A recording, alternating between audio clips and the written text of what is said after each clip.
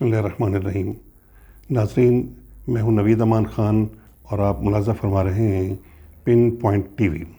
ناظرین، آج ہم بات کریں گے عمران خان کی ذات کے حوالے سے کہ ان کا آغاز کہاں سے ہوا سیاسی طور پر اور پھر ان کا انجام کیا ہوا۔ اس سے پہلے ہم سرسری سا ایک جائزہ لیں گے ان کے بچپن کے حوالے سے بھی۔ میرے پاس ایک کتاب ہے، یہ کتاب عمران خان پر لکھی گئی ہے اور اس کتاب کا نام بھی عمران خان ہے۔ آپ یہ دیکھ سکتے ہیں اپنی اسکرین پہ، اور ایوو ٹیننٹ نے یہ کتاب لکھی ہے۔ اس کتاب کے صفحہ نمبر 16 پر لکھا ہوا ہے کہ in 1988 Imran Khan was told by a different clairvoyant that he would be assassinated if he went into politics۔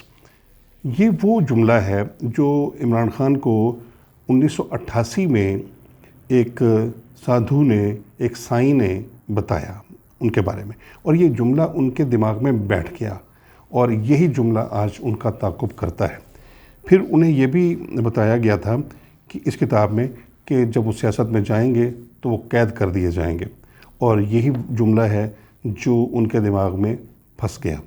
آج اگر عمران خان قید اور اپنی اسیسینیشن کے خوف کی وجہ سے اپنا توازن کھو جاتے ہیں تو اس کی وجہ یہی ہے کہ برسوں پہلے ان کے دماغ میں ان قید اور قتل کی جو ایک پیشین گوئی کی گئی تھی وہ ان کا پیچھا نہیں چھوڑ سکی۔ عمران خان پر جب 9 مئی کو اریسٹ کیا گیا تو عمران خان اتنے خوفزدہ کیوں تھے؟ ایک سیاسی لیڈر کا یہ خوف بنتا نہیں۔ سیاسی لیڈر کو تو کھلے دلوں جیلیں بھی برداشت کرنی پڑتی ہیں، ماریں بھی کھانی پڑتی ہیں، احتجاج بھی اس کے سہنے پڑتے ہیں، اور بہت ساری ایسی ناخوشگوار باتیں بھی برداشت کرنی پڑتی ہیں جو اگر وہ سیاستدان نہ ہوں تو کبھی نہ کریں۔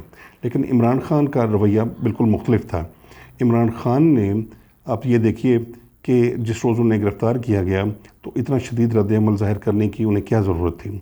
بلکہ انہیں تو چاہیے تھا کہ وہ کہتے کہ آپ مجھے گرفتار کرنے آئے ہیں تو چلیں جی میں آپ کے ساتھ چلتا ہوں، جیسے بڑے دل کے ساتھ سیاستدان کیا کرتے ہیں۔ ہمارے پاکستان ہی کی مثال آپ لے لیں کہ پاکستان میں نواز شریف صاحب متعدد بار گرفتار ہوئے، جیلوں میں گئے، انہوں نے بڑی سختیاں برداشت کیں۔ زرداری صاحب گئے، 10-11 سال انہوں نے بھی جیل کاٹی، بڑے خندہ پیشانی کے ساتھ جیل کاٹی، اور جس جواں مردی کے ساتھ میں یہ سمجھتا ہوں کہ زرداری صاحب نے جیل کاٹی، چاہے کسی بھی جرم میں کاٹی ہو، لیکن بہرحال خندہ پیشانی اور بڑی جواں مردی تو تھی نا۔ عمران خان بھی اسی خندہ پیشانی اور جواں مردی سے جیل کاٹتے تو میرا یہ کہنا ہے کہ وہ پارٹی کے بھی بہت بڑے لیڈر بن کے ابھرتے، اور اپنے جتنے بھی فالوورز تھے یا اپنے سیاستدان تھے ان کو بھی وہ اکٹھا رکھ سکتے۔ جس پارٹی کا لیڈر قید سے اور موت سے اتنا خوفزدہ ہو، اس کے تمام ساتھی سیاستدان اور اس کے فالوورز کتنے خوفزدہ ہوں گے اور وہ اس کا کتنا ساتھ دیں گے؟ وہ یہ کہیں گے کہ ہمارا لیڈر جب اتنا ڈرپوک ہے، وہ قید کی سختیوں سے اتنا بھاگتا ہے اور وہ موت سے اتنا ڈرتا ہے کہ وہ پارٹی کو پھر وہ کیسے لیڈ کرے گا؟ تو یہ پاسبل نہیں ہے۔ جیسا آپ رویہ اپنی عوام کو، اپنے فالوورز کو، اپنے سیاستدانوں کو دیں گے، ویسا ہی ان میں رد عمل پیدا ہوگا۔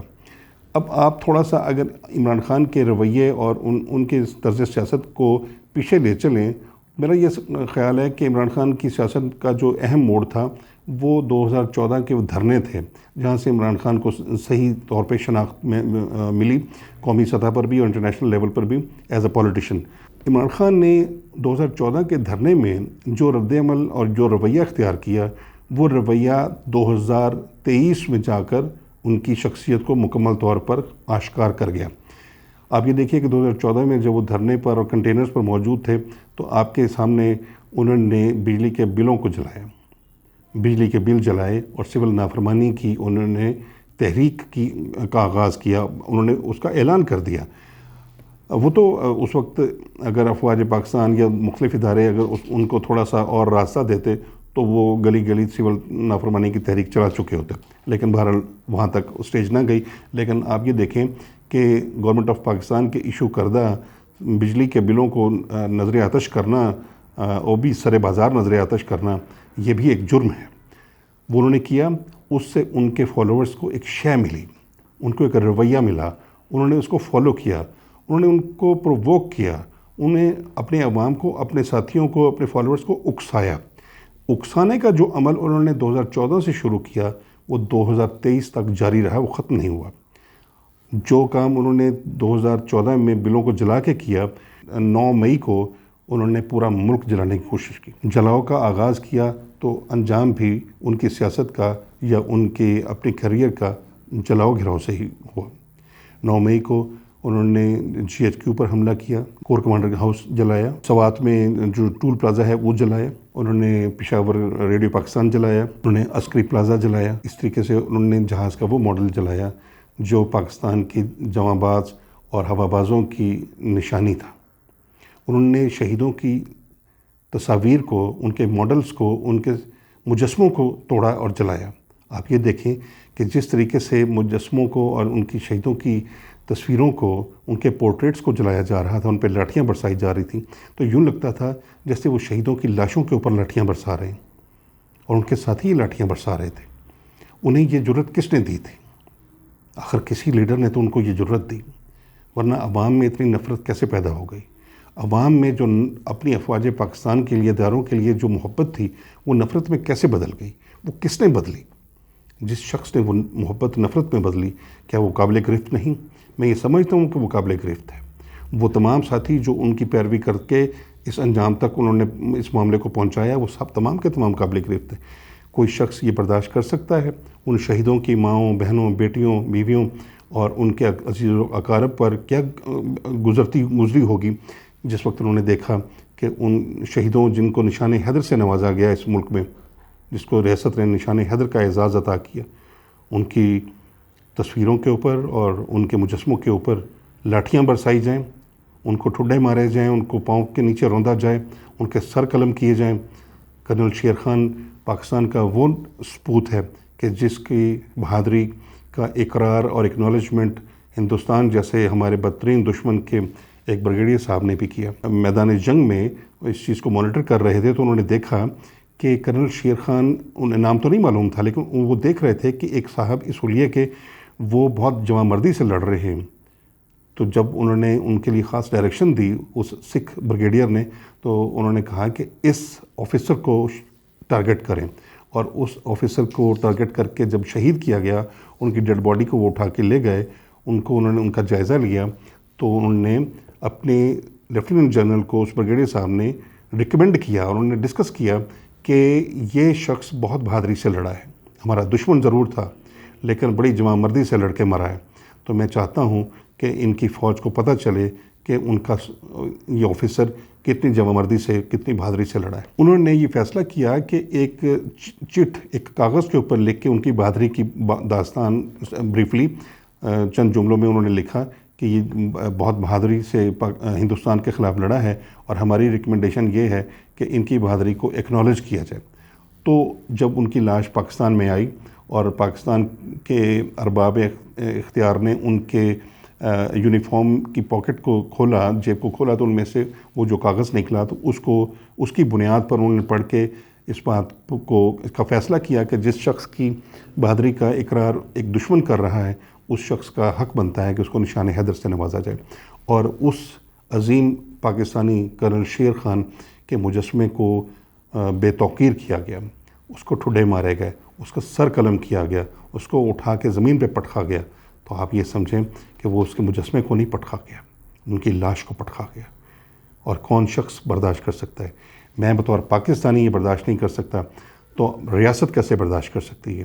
اس کرنل شیر خان کی ماں اور بہنیں کیسے برداشت کر سکتی ہیں؟ بیٹیاں کیسے برداشت کر سکتی ہیں؟ اسی طریقے سے آپ دیکھیں کہ عزیز بھٹی شہید کے بہادری کے کارنامے کہاں تک دنیا نہیں جانتی، ہندوستان تک اس کا مترف ہے، اور جس وقت عزیز بھٹی شہید کے پورٹریٹ کو آگ لگائی گئی، اس کو لاٹھیاں برسائی گئیں، تو ان کی ایک عزیزہ معصوم بچی وہ بلک بلک کر اور چیخ کر رو رہی تھی کہ میرے گرینڈ انکل اور گرینڈ فادر کی جو پورٹریٹ ہے اور ان کی جو تصویر ہے، اس کی جو بے حرمتی کی گئی ہے، وہ برداشت نہیں کر سکتے تھے۔ میرا بھی کلیجہ پھٹنے کو آیا تھا۔ اب اہم بات یہ ہے کہ عمران خان نے ایسا کیوں کیا؟ عمران خان سمجھ نہیں سکے کہ جو پولیٹیکل ڈائنامکس ہیں پاکستان کے اور جو سوشل فیبرک ہے وہ کیا ہے، اس کے ساتھ انہیں کیسے چلنا ہے۔ وہ ایک انقلاب لانے کے لیے ارلی جو ان کی سٹرگل تھی، انقلاب لانا چاہتے تھے، تبدیلی لانا چاہتے تھے، لیکن پھر وہ اس سے گمراہ کیوں ہو گئے؟ انہیں سمجھ آ گئی کہ پاکستان میں اس طریقے سے سیاست میں آنا ممکن نہیں ہے، لہٰذا انہوں نے وہی رائج الوقت طریقہ کار اختیار کیا کہ وہ انہوں نے جو مختلف سیاسی جماعتوں کے لوٹے تھے یا جو الیکٹیبلز تھے ان کو اپنی پارٹی میں شامل کیا، اور پارٹی میں شامل کرنے کے بعد جب وہ آئے تو ظاہر ہے کہ وہی ان کی کیبنٹ تھی، وہی ان کے مشیر تھے، وہی ان کے وزیر تھے، انہی کے ساتھ انہوں نے گورنمنٹ چلانی تھی۔ جب ایسے لوگوں کے ساتھ آپ گورنمنٹ چلائیں گے اور انہی کے طرز سیاست کے مطابق چلائیں گے تو پھر اس کا انجام یہی ہوگا، وہی ہوا۔ انقلاب آ گیا، لیکن وہ انقلاب نہیں آیا جو عمران خان 1996 میں لانا چاہتے تھے۔ انقلاب آیا 9 مئی 2023 کو، لیکن بالکل الٹ، عمران خان کے ہاتھوں نہیں آیا، پھر وہ انقلاب آیا ریاستی اداروں کے ہاتھوں۔ اب ریاستی ادارے یہ طے کر چکے ہیں کہ انہوں نے پاکستان کو کس لائن پہ اور کس ڈائریکشن میں لے کے جانا ہے۔ اب وہ کسی بھی شخص کو، کسی ادارے کو، کسی گروہ کو، کسی جماعت کو اتنی لبرٹی نہیں دیں گے کہ وہ ان کے شہیدوں کی لاشوں اور ان کے مجسموں، ان کی تصویروں کو لاٹھیاں برسا کے بے توقیر کریں۔ سیاست میں جو طریقہ کار عمران خان نے اختیار کیا یقیناً وہ لائق ستائش نہیں ہے۔ اب کیا ہوگا؟ عمران خان، میں یہ سمجھتا ہوں کہ 4 طرح کے انجام میں سے کسی ایک انجام سے 2 چار ہو سکتے ہیں۔ ان پر کورٹ مارشل کا تو فیصلہ ہو گیا کہ اب وہ کورٹ مارشل ہونے کا امکان بہت زیادہ ہے۔ اگر کورٹ مارشل ہوتا ہے تو پھر ان کو 4 طرح کی سزاؤں میں سے ان کی فیٹ 4 طرح سے ہو سکتی ہے۔ مثال کے طور پہ ان کو پھانسی کی سزا بھی ہو سکتی ہے، بغاوت کا مقدمہ ہے، ان کو عمر قید بھی ہو سکتی ہے، ان کی نااہلی بھی ہو سکتی ہے، ان کو جلا وطن بھی کیا جا سکتا ہے، اور 5واں امکان یہ ہے کہ ان کو آزاد چھوڑ دیا جائے، جو کہ میرا خیال ہے کہ کوئی کسی صورت بھی ادارے اور پاکستان کا عدل کا نظام یہ گوارا نہیں کرے گا کہ اتنے بڑے مقدمے اور اتنے بڑے انقلاب لانے کی ایفرٹ کرنے والے شخص کو آپ اس کو آزاد چھوڑ دیں۔ اگر عمران خان کو آزاد چھوڑ دیا گیا یا جلا وطن کر دیا گیا تو عمران خان کیا کریں گے؟ عمران خان کبھی باز نہیں آئیں گے۔ وہ پاکستان اور پاکستان کے اداروں کے خلاف وہاں پر بھی اپنے دشمن ممالک کے میڈیا میں باتیں کریں گے، بولیں گے، اور وہ پاکستان کے لیے بہت خطرناک ثابت ہوگا۔ میں نہیں سمجھتا کہ کسی بھی صورت میں عمران خان کو اس وقت ملک سے باہر بھیجا جائے، ان کو پاکستان میں رکھا جائے، ان کے خلاف یہ ٹرائل مکمل ہو اور اس کی سزا ملے۔ وہ سزا پاکستان کی سیاست کا دھارا ضرور بدلے گی۔ عمران خان کی جو پارٹی اس وقت کی صورتحال ہے وہ میں سمجھتا ہوں کہ عمران خان اب minus Imran Khan P T I چلے گی۔ جو minus P T I Imran Khan P T I ہوگی اس کو لیڈ کریں گے ڈومیننٹلی جہانگیر ترین۔ عمران خان کے اور جہانگیر ترین کے مزاج میں بہت فرق ہے۔ عمران خان کا جو وائلنٹ مزاج ہے اور جہانگیر ترین کا جو کول مزاج ہے، وہ کول مزاج پاکستان کی سیاست اور اداروں کو اور پاکستان کی جو پولیٹیکل ڈائنامک ہے اس کو سوٹ کرتا ہے۔ عمران خان کا جو سٹائل ہے وہ سوٹ نہیں کرتا، کیونکہ عمران خان جس لاؤبالی اور جس ناسمجھی کے ساتھ ڈیل کرتے ہیں، وہ مفاہمت کے سیاست نہیں جانتے، وہ ہمیشہ اس سیاست کی طرف ملک کو لے جاتے ہیں یا سیاستدانوں کو یا اپنی جماعت کو یا باقی بھی حکومت کو لے جاتے ہیں جہاں بند گلی ہوتی ہے اور وہاں سے راستہ نہیں نکلتا، تو راستہ نکالنا نہیں وہ جانتے۔ تو میں یہ سمجھتا ہوں کہ اگلی سیاست میں جہانگیر ترین بڑا اہم رول پلے کریں گے۔ ان کے ساتھ کہنے والے یہ کہتے ہیں کہ بعد میں بہت لڑائیاں ہوں گی مختلف سیاسی جماعتوں کے الیکشنز میں کامیاب ہونے کے بعد۔ میرا یہ ماننا ہے کہ اب نہیں ہوگی۔ اب انہیں سبق سیکھنا چاہیے انہیں، اور ادارے بھی انہیں سبق سکھا دیں گے کہ آپ بیٹھیں، ملک قومی حکومت بنائیں اور قومی حکومت بنا کے ملک کو آگے لے کے چلیں، اور یہی ایک بہترین راستہ ہو۔ اجازت دیجیے، اللہ حافظ۔